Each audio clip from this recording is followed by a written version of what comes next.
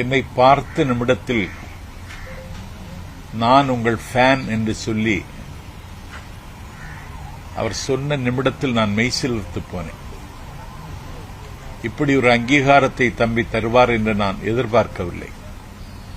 தமிழக வெற்றிக் கழகத்தின் மதிப்பிற்குரிய தலைவர் தம்பி விஜய் அவர்களை சந்தித்து பொன்னாடை அணிவித்து